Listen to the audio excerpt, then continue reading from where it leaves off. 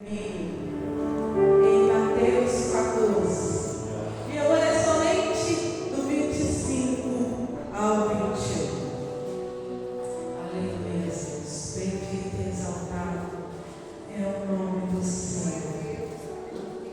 Aleluia, Jesus. Glória a Deus! Glória a Deus, Obrigado, Jesus! glória a Deus. Bendito e exaltado é o nome do Senhor. Em Mateus 14, capítulo 25 ao 28, a palavra de Deus vai dizer assim: a quarta vigília da noite foi Jesus ter com eles, andando por sobre o mar. Os discípulos, porém, ao vê-lo andando sobre o mar, assustaram-se e disseram: é um fantasma. E gritaram de medo. Jesus, porém, imediatamente lhes falou, dizendo: tende ânimo, sou eu, não temais. Respondendo-lhe Pedro: Senhor, se és tu, manda-me ir ter contigo sobre as águas.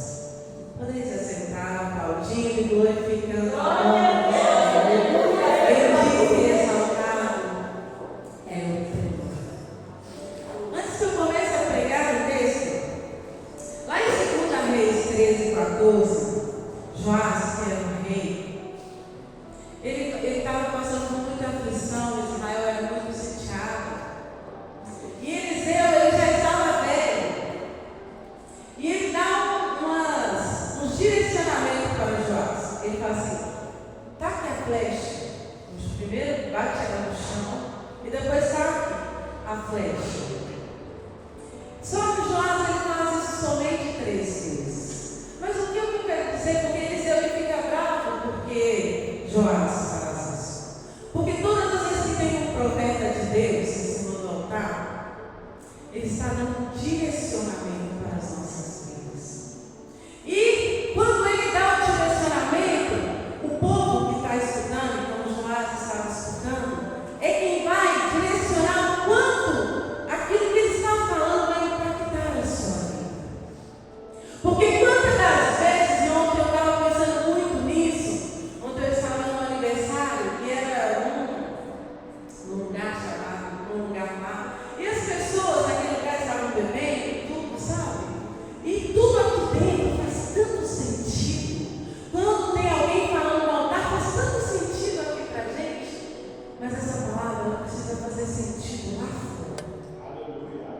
Eu preciso ter uma atitude lá fora.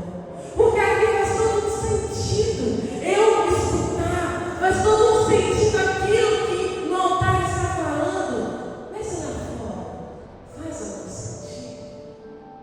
Quando eu estiver, e aqui eu vou falar com vocês que o título da minha mensagem é uma atitude de ousadia. Mas a atitude que eu vou ter é aqui, o pastor Marúcio falou algo e ele falou assim: nós somos membros. Sim, por quê? Nós só somos igreja quando todos os membros estão juntos. Sozinhos nós não somos igreja.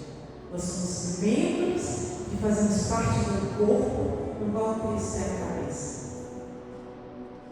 Então, nós como igreja, claro, que dentro nós temos que ter uma atitude do qual nós pregamos, do qual nós vivemos. Mas lá fora é que precisa fazer sentido. Hoje é culto da família. Nós aqui, todos que estão aqui representam uma família, como pais, como filhos, como avós, às vezes até bisneto. Mas olha, com os filhos, nós representamos uma família. E ali é que vai contar muito mais a sua atitude. E quando eu falo de uma atitude de ousadia, é uma atitude de coragem. Porque ousadia é você ter coragem de fazer. E ter coragem de fazer aqui dentro, talvez não tão fácil, mas todo mundo aqui fala a mesma língua. Nós falamos de Cristo, nós seguimos a Bíblia. E dentro das nossas casas, nos lugares que a gente convive, e no meio dos nossos problemas. algo turbulento. Entrando no texto, eu vou contextualizar o que estava acontecendo. Jesus, ele tinha acabado de fazer a multiplicação dos pães. Então, naquela situação, naquele momento, João Batista ele tinha acabado de ser decapitado. O rei, a princesa, tinha pedido a cabeça de João Batista.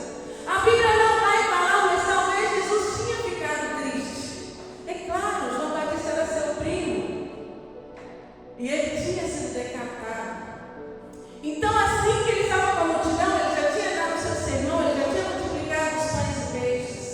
Então, ele fala assim com os discípulos: olha, pega o barco e vai e atravessa o mar. Ele mandou os discípulos ir e ele ficou sozinho. A Bíblia não vai falar, talvez, porque ele soube onde para orar.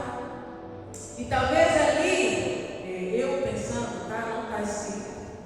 Talvez ali ele tivesse ficado triste, ele tivesse orado a Deus, porque João Batista tinha acabado de ser decapitado. Mas os discípulos foram e ele estava sozinho. E nisso foi dado a quarta vigília da noite. A quarta vigília da noite é entre 3 da manhã e 6 da manhã. Então, vocês concordam comigo que estava escuro? Não estava escuro.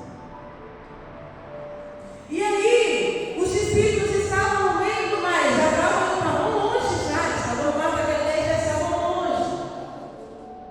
E nisso, só que a Bíblia também não vai falar que havia uma tempestade, a Bíblia vai falar que havia vento forte e havia ondas que estavam batendo no barco. Quando eu era mais nova, quando eu pensava no barco dos discípulos, eu pensava naqueles barcos grandões, sabe, tipo navio? Mas depois eu percebi que não era um barco grande, era um barco pequeno de pescador. Então imagina um barco pequeno de pescador. E na minha imaginação, quando eu era mais nova, eu ficava pensando, Pedro, sabe? Que às vezes tinha daquelas escadas de navio, e às vezes ele desceu aquela escada para depois ir para o mar. Mas não, era um barco pequeno, estava escuro. Imagina comigo, estava escuro. As ondas estavam batendo. E as ondas batendo em barco pequeno, a água entra. As ondas batendo, a água entra. Então estava escuro, as ondas fortes, a água entrando. Só que os discípulos, eles tinham passado. Aí a Bíblia vai falar assim, uma tempestade. Nesse momento dessa outra tempestade, Jesus estava no barco, dormindo. E aí, nessa tempestade, eles acordam, não se está preocupado que a gente está morrendo. Aí ele fala assim, aí dá uma ordem à tempestade para que ela saia com nós. E nessa tempestade, os discípulos falam o seguinte: quem é esse que até no mar e a tempestade obedece? Quem é esse?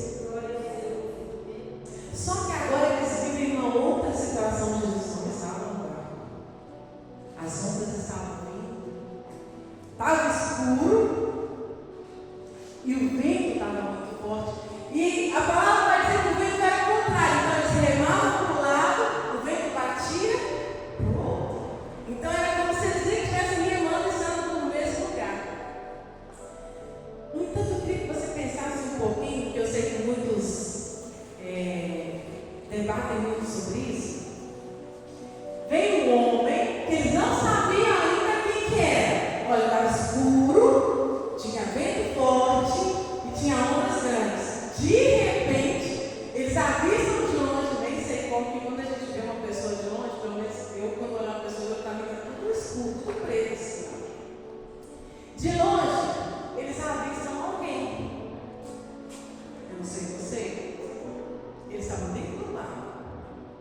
Estava escuro. De repente, de longe, igual eu estou vendo ali no Renato, não sei qual distância estava, eles veem alguém andando sobre as águas.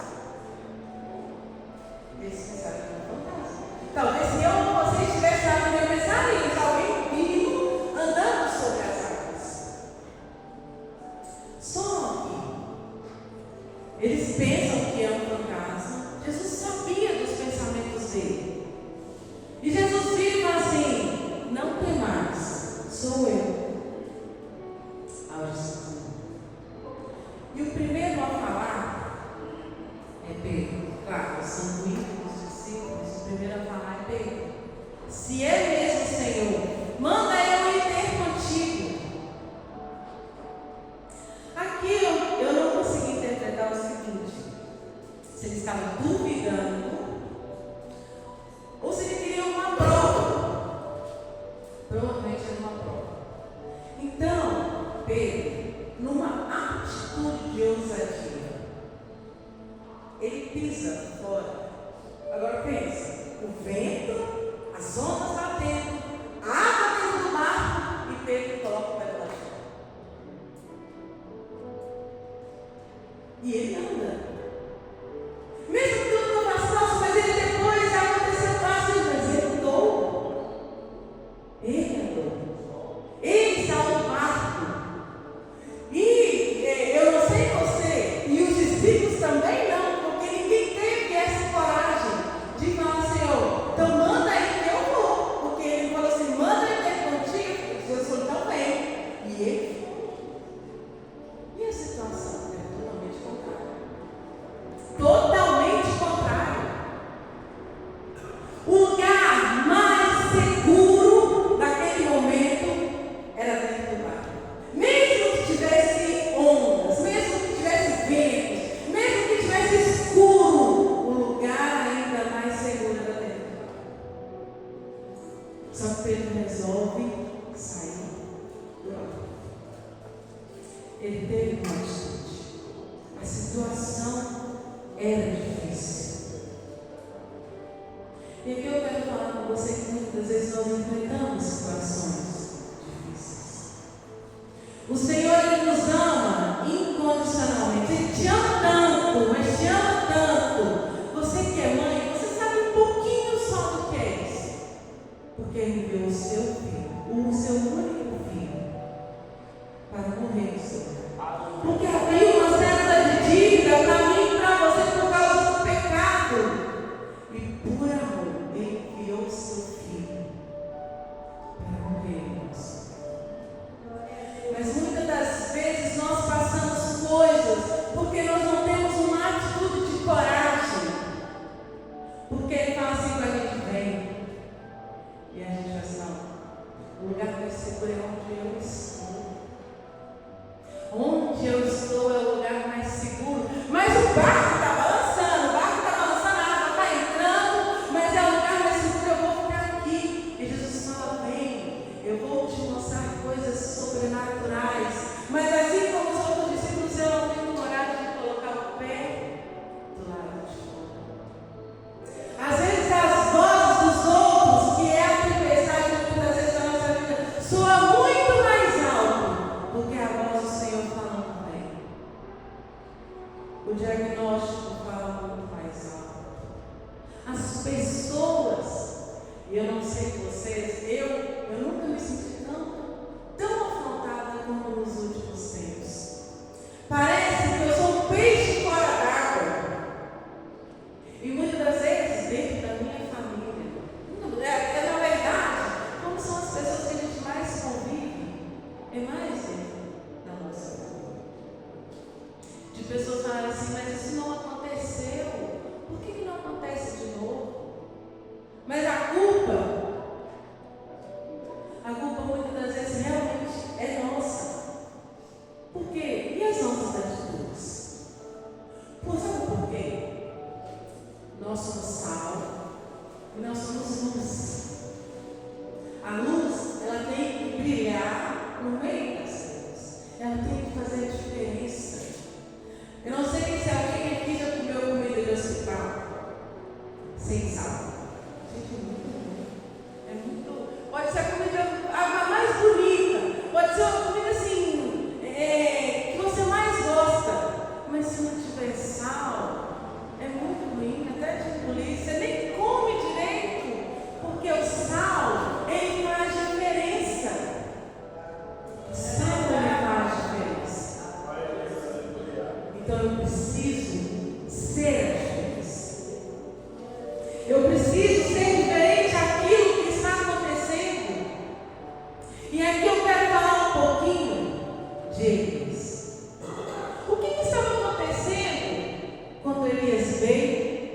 profetizou que não havia mais chuva. Eu já falei aqui algumas vezes, talvez você não lembre, eu só vou te lembrar que Israel, pós-Salomão, foi o primeiro rei de Saul, o segundo rei foi Davi, o terceiro rei foi Salomão. Havia toda uma terra, toda junta. Abraão tinha comprado aquelas terras, eles foram, voltaram. Era uma terra só, eram 12 tribos divididas nas terras. No entanto, Salomão pecou, a terra foi dividida, 10 tribos na parte do norte, 2 tribos no sul. Do norte foi chamado o povo de Israel, e embaixo foi chamado o povo de Judá. Quando Elias profetiza, ele profetiza para o reino do norte. Por quê? Jeroboão foi o primeiro rei após Salomão. Por quê? Roboão foi o rei de Judá. Ele era rei de todo mundo. No entanto, Salomão, antes de morrer, ele começou a colocar impostos muito altos no povo. Muito altos. E o povo estava sofrendo. E, inclusive, Jeroboão foi um dos que falou assim: Roboão, abaixa um pouco os impostos. Porque desde quando Salomão estava morrendo, o povo estava muito subjugado com muitos impostos. Vamos abaixar um pouco. Roboão fez totalmente o contrário. Ele aumentou ainda mais os impostos. Então, Jeroboão começou a reinar sobre as 12 tribos e Roboão somente impôs, porque o povo não queria mais ele como rei. Só que muitos, e ele, para o povo não descer para adorar a Deus em Jerusalém e ele Judá, ele começa a fazer postinhos. E uma coisa que Deus abomina é idolatria. Porque Deus tinha tirado o povo do Egito. Como que eles colocariam agora? E quando o profeta Ahicaz vai profetizar para Jeroboão, ele fala: anda no caminho do Senhor. Eles falavam muito sobre o pai Davi: anda nos caminhos do pai Davi, porque Davi tinha falado com Salomão. Lá em Eclesiastes ele fala assim: olha, seja homem, anda nos mandamentos do Senhor. Só que infelizmente, nos fins da sua vida, Salomão casa-se com uma mulher e com várias mulheres. E ele traz os filhos para o reino de Israel. E por isso a divisão. Só que Jeroboão era para andar nos caminhos do Senhor e ele não faz isso. E vários reis, se eu não me engano, Acabe era o 5º rei após Jeroboão. E era para ele fazer o que era bem aos olhos, mas ele fazia o que era mal. Então, pessoas andando fazendo o que era mal aos olhos do Senhor. E é a mesma coisa que nós vemos as pessoas fazendo o que era mal aos olhos do Senhor. E Elias era da terra de Gileade. E ele tem uma atitude ousada. Por que ele tem uma atitude ousada? Ele fala assim: olha, vive o Senhor, no qual a face eu estou, que sobre a minha palavra. Ele não falou sobre a palavra de Deus, sobre a minha palavra. Não vai haver mais nem chuva e nem orvalho. Sobre a minha palavra. Sabe o que eu lembro aqui? Eu lembro que a minha irmã, ela sofria muito com o casamento de um marido que bebia, saía, voltava tarde. E é claro que quando eu falo de uma atitude, a gente precisa conversar com Deus, a gente precisa ter uma comunhão com Deus. Por que eu falo isso? Porque para mim a vontade está diretamente ligada à vontade dele. Ele precisa fazer algo, ele precisa de alguém que esteja na brecha.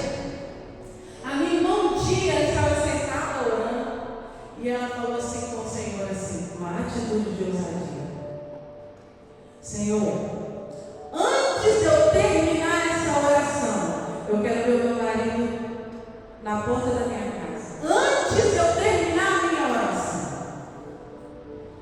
E antes dela terminar a oração dela, eu não sei quanto tempo ela orou.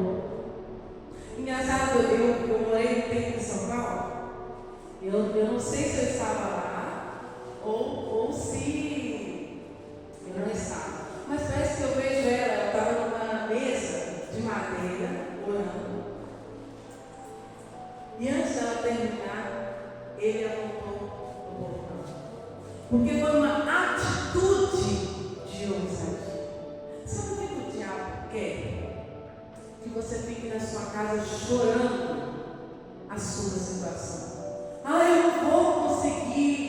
Está tudo dando errado. Ninguém me ama. Olha minha família como está. Olha a minha situação como está. Olha meu emprego como está. Enquanto Deus está esperando uma atitude de ousadia. Eu começava a pensar sobre essa situação. Sobre eu falar com Elias. Ou eu sair de barco com Pedro. E andar sobre as águas. Sabe por quê? Porque eu sei para quem eu estou olhando. Eu sei para quem eu estou servindo. Eu sei quem eu tenho crido. E um dia ele se levantará. Um dia ele vai levantar.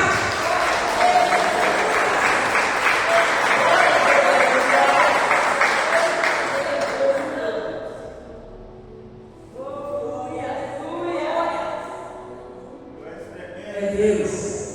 Em Filipenses, se eu não me engano, 2:13 fala o seguinte. Ela fala assim, mas isso não for da vontade de Deus.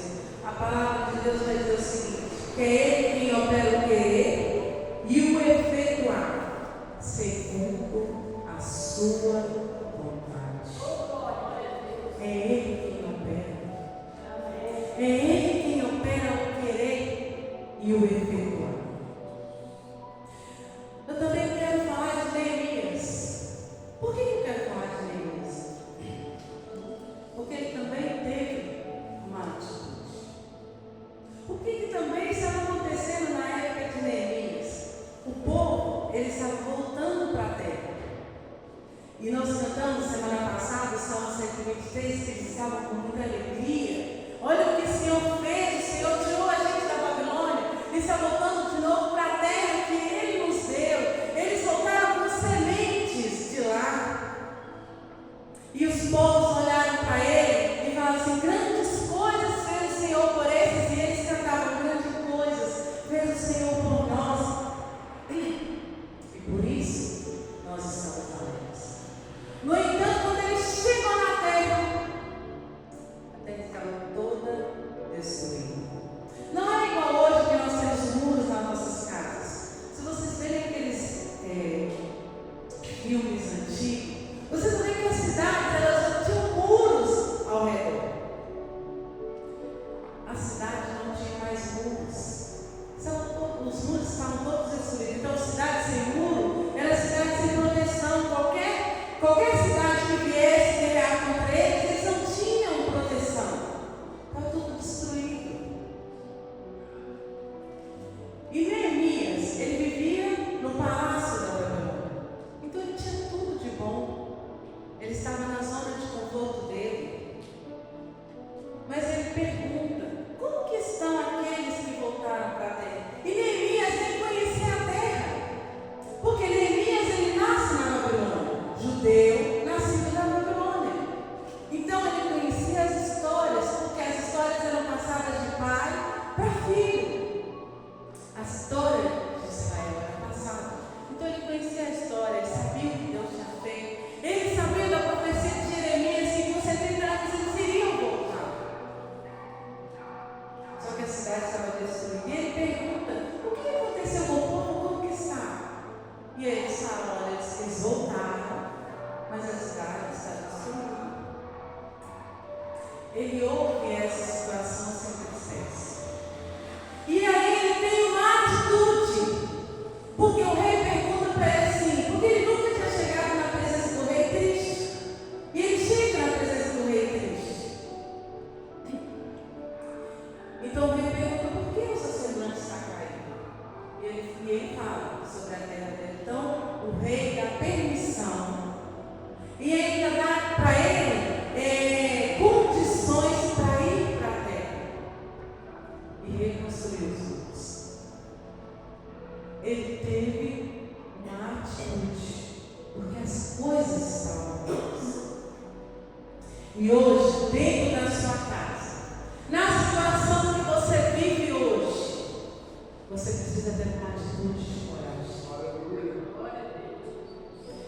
costumo dizer, não sei se eu falei isso aqui hoje, e aqui eu quero falar um pouco sobre o seu ministério. Não existe crente de banco. Deus te chamou para. Mas eu sou diácono. Tudo bem. Mas o Senhor sempre vai ter mais para você. O Senhor é fonte de água viva. Ele sempre vai ter mais para você. E você precisa de uma atitude de ousadia para chegar. Porque eu creio que nessa terra nós não vamos chegar no nosso ápice. O nosso ápice vai ser no céu. Então o Senhor sempre vai ter algo a mais para você. Mas vai precisar de uma atitude de ousadia. Aí você vai virar para mim e Simone, eu pisei fora do barco. Assim como Pedro, eu pisei fora do barco e eu andei. Só que no caminho, mesmo tendo uma palavra do Senhor dizendo vem, o vento foi forte. O vento foi forte. Ela bateu muito forte e desequilibrou o barco. E desequilibrou o ninho, não o barco, onde eu resolvi pisar. Mesmo pisando em lugares sobrenaturais, mesmo ouvindo a voz do Senhor e pisando, mesmo tendo uma atitude, eu pisei. O tempo ficou escuro. No entanto, e para ver Jesus foi difícil, porque o tempo estava escuro. Parecia estar longe, parecia que o olhar estava tão longe. E começou a afundar. No entanto, eu não sei em qual distância o Senhor estava de Pedro. Eu sei o seguinte: quando ele começou a afundar, a mão do Senhor já estava na mão dele. E subiu ele de novo para o lugar que ele estava. A mão do Senhor já estava com ele. Mesmo que antes parecia longe, ele estava perto. No momento em que ele começou a afundar, o Senhor já puxou ele. E levou ele de novo para um lugar seguro, dentro do barco. No momento em que o Senhor pisou dentro do barco, o tempo que estava difícil cessou. E os mesmos discípulos que falavam lá atrás com ele assim, lá na outra tempestade: quem é esse que até o mar obedece? Aqueles mesmos discípulos agora estavam no barco e falaram assim: olha, verdadeiramente, esse é o Filho de Deus. Amém. Verdadeiramente, esse é o Filho de Deus. A caminhada nem sempre vai ser fácil. Mas a palavra de Deus, ela nunca vai voltar para a sua vida. Ele nunca vai voltar no amor dele. Ele nunca vai voltar e dizer a você: não temas, eu estou contigo. E para te dizer, eis que estarei convosco todos os dias.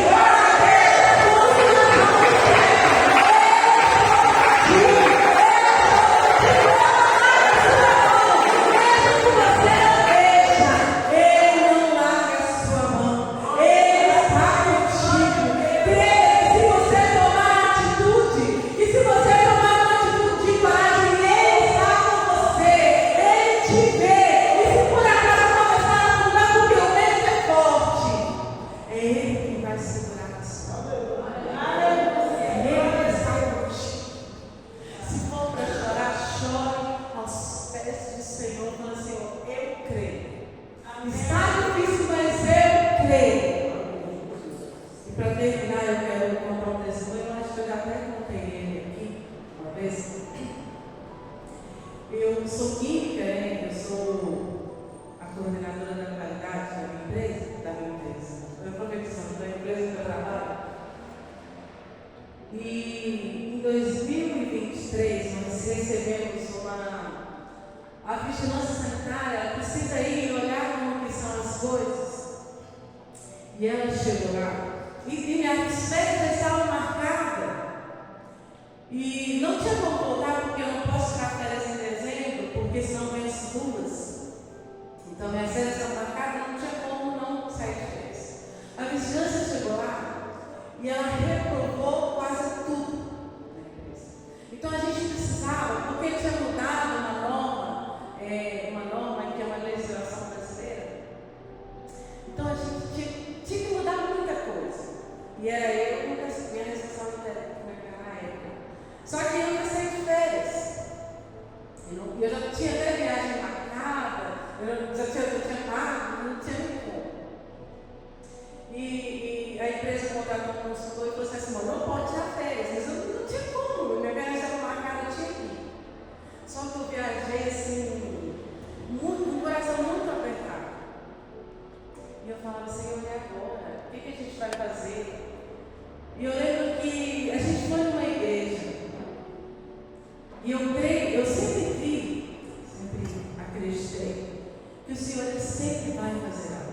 E eu sempre, no meu coração, eu falo assim: olha, Senhor, eu sei que o Senhor vai fazer. Eu não sei como, porque muitas das vezes não é do jeito que a gente quer. É do jeito do Senhor. E aí a gente olha para trás e fala assim: no momento que eu estava vivendo, eu pensei assim: eu não vou conseguir. Mas agora, olhando para trás, eu vejo a mão do Senhor. Eu vejo a mão do Senhor.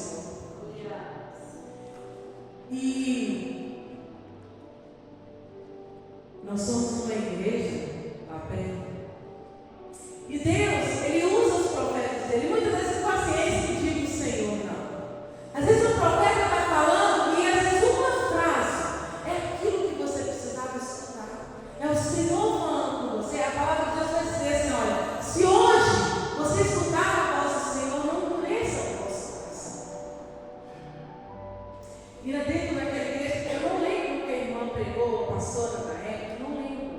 Porque ela falava o seguinte: Deus vai fazer. Talvez não do jeito que você está esperando. Porque o que eu esperava? Eu esperava que a gente chegasse lá, estivesse tudo bem, a gente ia conseguir só parar e pronto. No entanto, a gente precisou passar por um processo. Eu precisava passar por um processo. Depois a responsável técnica, eu não sei se ela não aguentou, eu não sei. Ela resolveu sair da empresa. Então, assim, ficou uma carga muito grande sobre mim. Mas veio outro resultado técnico, só que ele já não conhecia nada e todo mundo precisou ser treinado. Mas a profissional Simone de 2023, a profissional Simone de 2026 é totalmente diferente. Deus fez, foi muito difícil, mas nós conseguimos louvar. Nós conseguimos fazer. Na época foi difícil, olho para trás. Na época, quando eu estava passando, parecia muito difícil. Hoje eu olho para trás e penso assim: nem foi tão difícil quanto eu achava. Glória a Deus. E aí, uma atitude. E muitas das vezes a atitude sua vai ser confiar. Confiar porque está na mão dele. Porque o momento que você colocar as mãos, ele vai tirar.